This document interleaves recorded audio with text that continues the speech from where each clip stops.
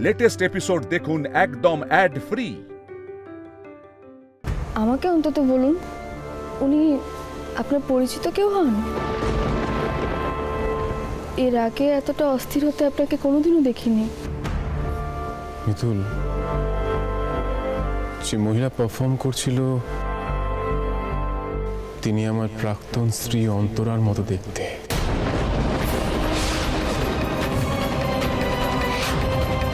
অন্তরা দিদি? ওই মহিলাটিকে বুঝি অন্তরা দিদির মতো দেখতে? হ্যাঁ, অন্তরা অবিকল ওরকম দেখতে। আর ও কোথা থেকে আসবে? ও তো মারা গেছে, এটা তো সম্ভব নয়। আমি বুঝতে পেরেছি আপনি এতটা অস্থির কেন হয়ে যাচ্ছিলেন। বাবা বলতেন বটে, এই পৃথিবীতে নাকি 7 জনকে একই রকম দেখতে হয়। সেই জন্যই বোধহয় আপনি মিল পেয়েছেন। তাই হবে বটে। সত্যি তো, ও কোথা থেকে আসবে? আসলে বহু বছর পর ওরকম একজনকে দেখে না আমি একটু অস্থির হয়ে গেছিলাম। মুখেরই মিল হবে ঠিকই। আপনার মনটা খারাপ হয়ে গেল না?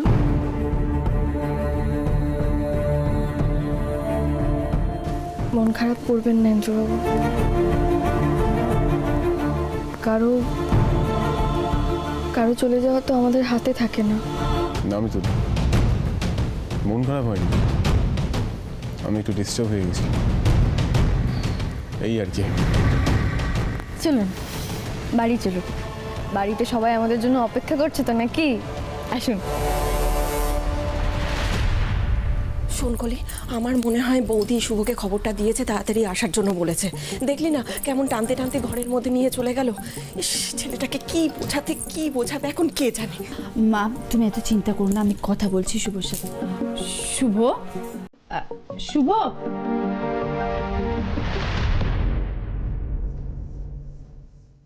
শুভ, তোকে কলি ডাকতে এসেছে। তুই কি কিছু বলতে চাস?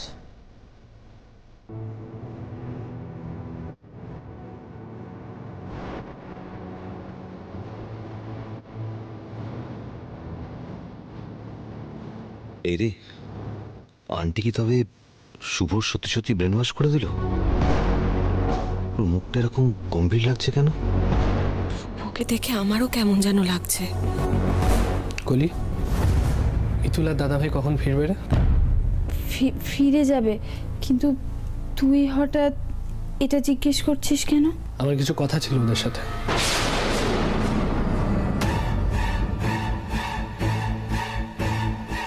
এতদিনে ছেলেটাকে আমি বোঝাতে পারলাম যে বাড়ির কেউ ওদের দুই ভাইয়ের কথা ভাবেনি। সবাই সবাই ওদের শত্রু। শোন শুভ, তুই মিতুলের ভুল বুঝছিস।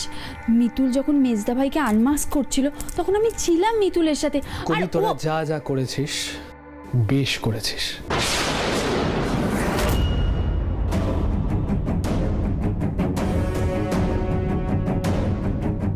আমি আমার দাদাকে খুব ভালো করেছি। আমি অনেক আগেই জানতাম যে আমার দাদাই দাদাভাইকে মারার চেষ্টা করেছে। তাই আজকে যা যা হয়েছে, যা যা ঘটেছে, তাই সেটার জন্য আমার মনে হয় আমি নিজে দায়ী। আমি যদি এই কথাগুলো অনেক আগে বলতে পারতাম তাহলে মেজদা এতটা বার বাড়তে পারতো না। তাই মিতুল এতদিন পর যে সত্যিগুলো বের করেছে এবং মেজদাকে যে শাস্তিটা দিয়েছে সেটা একদম ঠিক করেছে। এইটুকু শাস্তি ওর প্রাপ্য ছিল।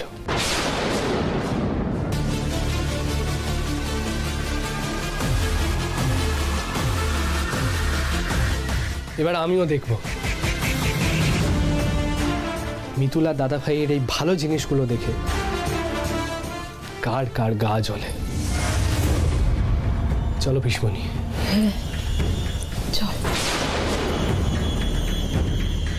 শুভ, শুভ যাস না, দাঁড়া। শুভ,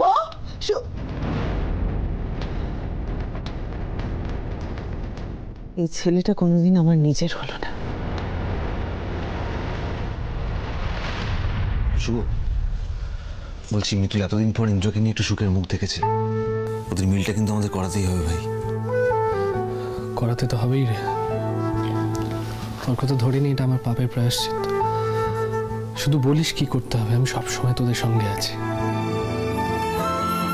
চল।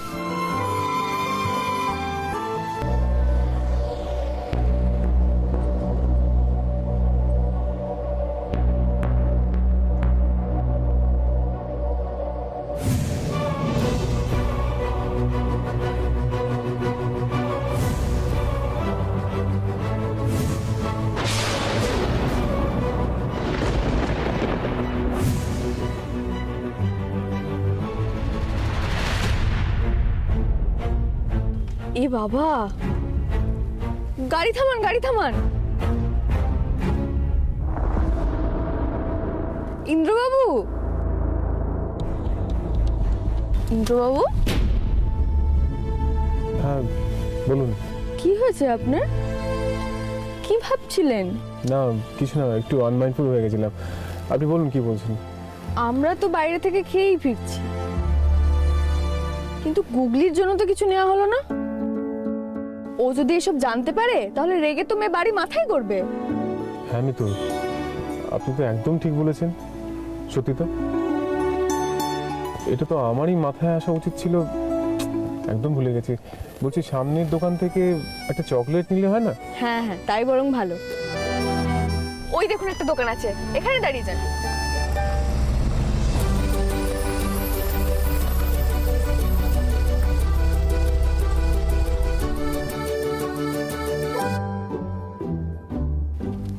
আমি কিনে নিয়ে আসি, আপনি আমাকে টাকা দিন, আমি নিয়ে আসছি।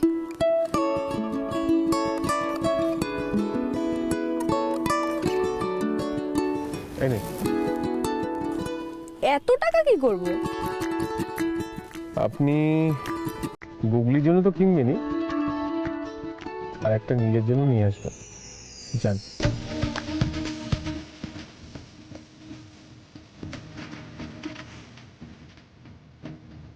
হ্যাঁ, বেশি লাফালাফি করবেন না, যাবেন কিনবেন চলে আসবেন। হ্যাঁ রে বাবা, হ্যাঁ। আর যদি এদিক ওদিক করিও, আপনি তো আছেন, বাঁচিয়ে নেবেন।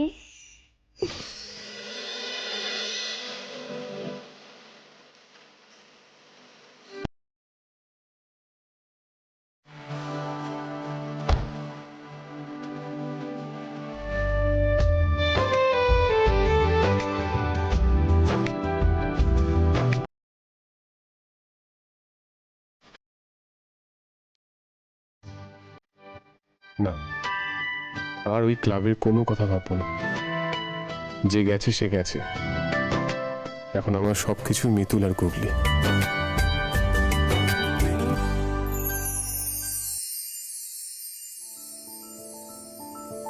এই তো বাবা, হ্যাঁ এই তো। আরে এই শুভ, তাড়াতাড়ি কর না। করছি তো বাবা।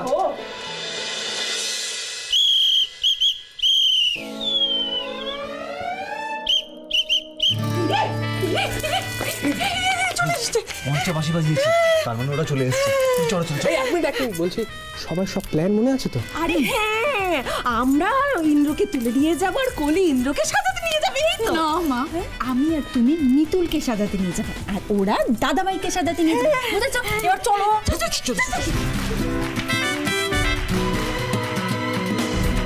কি ব্যাপার বলতো, রাত বেরাতে তুই বাঁশি বাজাচ্ছিস? ঠামারও জেগে যাবে না? ওই যে রেসে দৌড়াবো। হ্যাঁ হ্যাঁ, রেস? কিসের রেস? আগামীকাল বাড়ির সবাই রেস করবে। কি আগামীকাল বাড়ির সবাই রেস করবে মানে? এই কি ভুলভাল বলছিস বলতো? আর তার থেকেও বড় কথা, রেস করবে তো তুমি এখানে দাঁড়িয়ে দাঁড়িয়ে বাঁশি কেন বাজাচ্ছ? দৌড়চ্ছ তো না, আমি তো দেখতেই পাচ্ছি দাঁড়িয়েই আছো। এই ঘুমিয়ে বলি নাকি বল? হ্যাঁ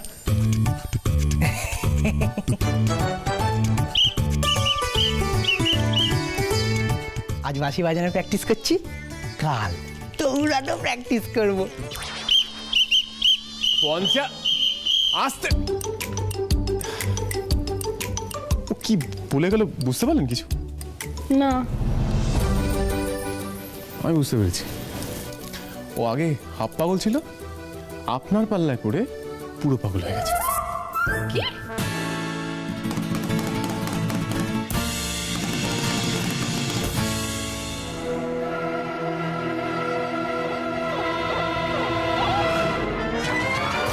কি বললেন? আমার পাল্লায় পড়ে বাড়ির সবার মাথাটা খারাপ হয়ে গেছে? বাবা আপনি টাইম পেলেই না কোমর বেঁধে ঝগড়া করেন। চলুন চলুন চলুন। কি ব্যাপার বলুন তো, আজকে সবাই তাড়াতাড়ি ঘুমিয়ে পড়েছে নাকি?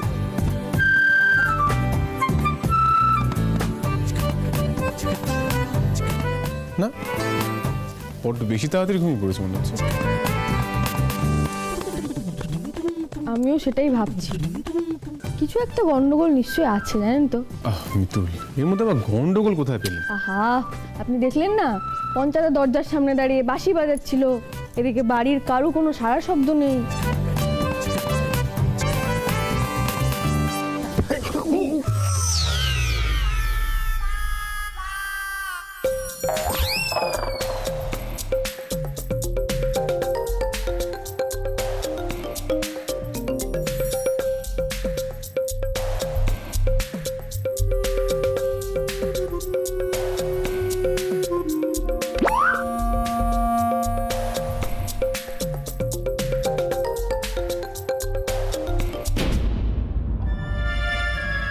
কি হলো?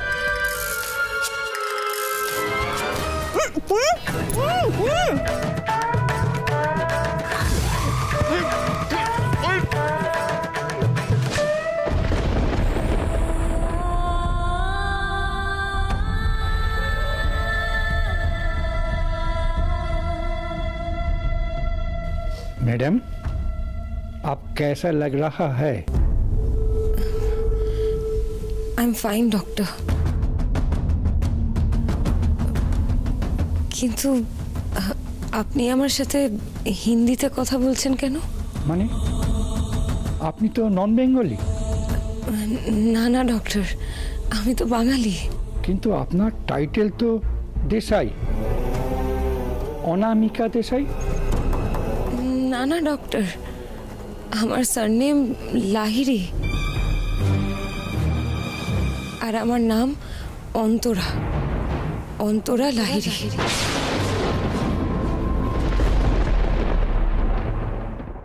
আরে বাবা, এভাবে চোখ চেপে কোথায় নিয়ে যাচ্ছ? আমি কিছুই বুঝতে পারছি না। কিন্তু এবার কলি দিদি, তোমরা নিশ্চয়ই কিছু প্ল্যান করছো, তাই না? বাড়িতে ঢোকা মাত্রই আমি বুঝতে পেরেছি পঞ্চায়েত দরজার সামনে বাঁশি বাজাচ্ছে, এদিকে অন্য কারোর কোনো দেখা নেই। তোমাদের মাথায় কি চলছে বলো তো? মিতুল, এখন না এত কথা বলার সময় নেই। দেখো তো এই শাড়িটা ভালো লাগবে। এক মিনিট করে দিদি, শাড়ি মানে এখন আমি শাড়ি পরবো? তুমি একদম চুপ করে থাকো। এই শাড়িটা, হ্যাঁ এই শাড়িটা যাও, এটা পরে এসো। তুমি হঠাৎ শাড়ি নিয়ে বললে কেন বলো তো? আর তাছাড়া এই সবে মাত্র আমি বাড়ি ফিরেছি, দাঁড়াও হাত পা ধুয়ে আগে পরিষ্কার হয়নি, তারপরে সবকিছু হবে, কেমন? আমি এলাম। মিতুল মিতুল মিতুল মিতুল শোন, তুমি ফ্রেশ হতে গেলে আর ফিরে আসবে না। ও মা, ফিরে আসবো না কেন? আরে গুগলির জন্য আমি অনেকগুলো লজেন্স এনেছি, সেগুলো দিয়ে আসি তারপর আসবো, কেমন? আচ্ছা তাহলে তুমি যাবে আর আসবে, আমি কিন্তু এখানেই ওয়েট করছি। ঠিক আছে বাবা, ঠিক আছে।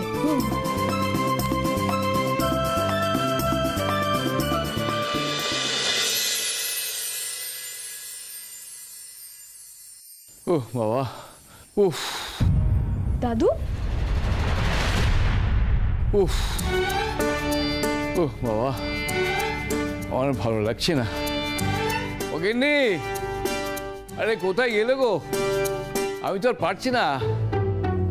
কি হয়েছে দাদু? আপনার কি শরীর খারাপ করছে? আসলে আমার বুকে আর পেটে খুব অসুস্থ হচ্ছে, বুঝলি? আমি সহ্য করতে পারছি না। এখন তো বিয়ের মরশুম চলছে, এই কদিন একটু বেশি খাওয়া দাওয়া হয়ে গেছে, বুঝলি? দাদু, এরপর থেকে তেলে ভাজা জাতীয় খাবার খাওয়ার আগে নিজের বয়সটা দয়া করে একটু মাথায় রাখবেন। মিতুল, আগে তুই আমাকে বাঁচা, বকবি পরে। আমার বুকের পেটে অস্বস্তি হচ্ছে, আমি সহ্য করতে পারছি না। উরি বাবা।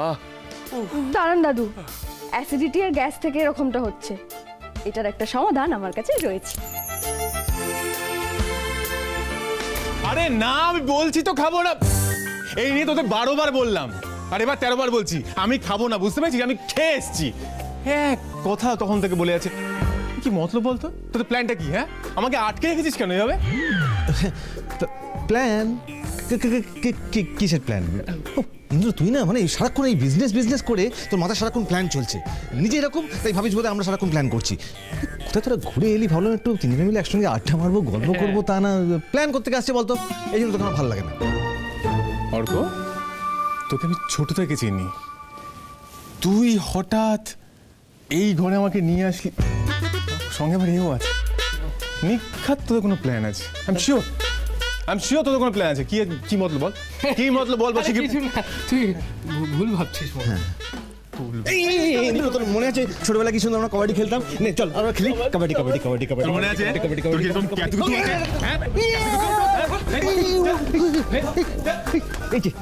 শুধু গায়ে কথা বেরোচ্ছে, কোনো কমেন্ট নয়। আমি তো বলি না, আমি কমেন্ট না, তুমিও তো ধরতে পারি। তুমি আমার বড় বড় লেকচার মারছো। ঠিক আছে একে অপরকে দোষ দিয়ে গেলাম। ওকে আটকা। কবাডি।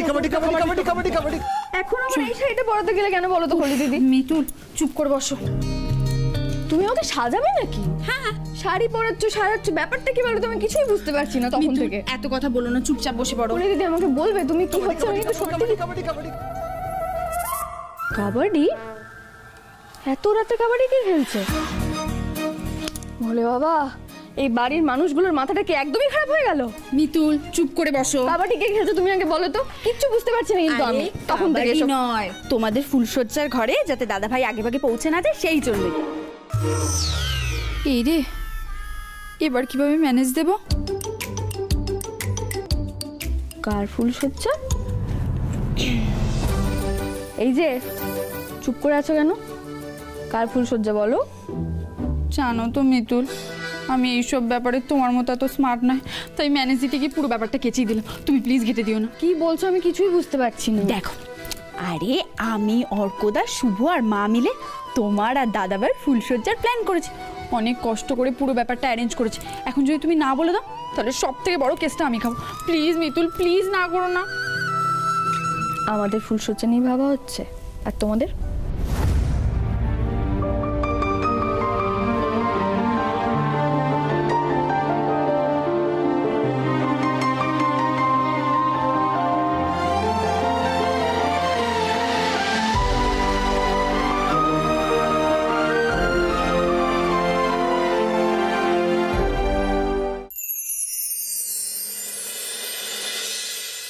অর্কদার কথাটা একবারও ভাববে না?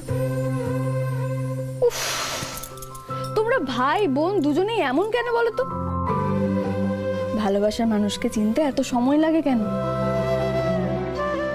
এই যে ইন্দ্রবাবু এখনো পর্যন্ত বলেই উঠতে পারলেন না যে উনি আমাকে ভালোবাসেন।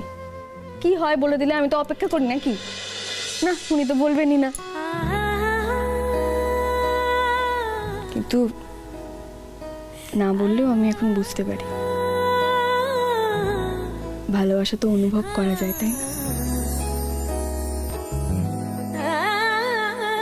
আর তুমি হয়েছো সেই একরকম, তোমার দাদা ভাইয়ের বোন। ভালোবাসার মানুষকে মুখ ফুটে বলতেই পারছো না যে ভালোবাসি। ভোলে বাবা, এবার তুমি কলি দিদিকেও একটু সুমতি দাও। কলি দিদিও যেন অর্ক দাদার মর্মটা বুঝতে পারে। মিতুল, আমার কথা তুমি পরে ভাববে, এখন চুপচাপ বসো, আমি তোমাকে রেডি করা। দেখেছো তো, তুমি কিন্তু আমার কোনো কথা শোনো না, ভালো লাগে না। দেখি দেখি, চোখটা বন্ধ করো। আরে এত চোখ পিটপিট করলে হবে নাকি? কবাডি খেলবি না?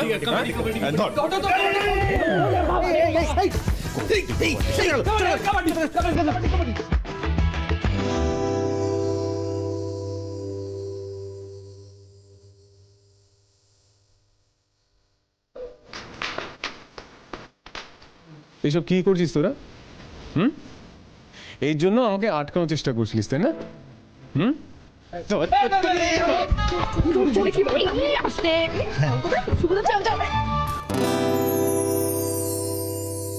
Good night.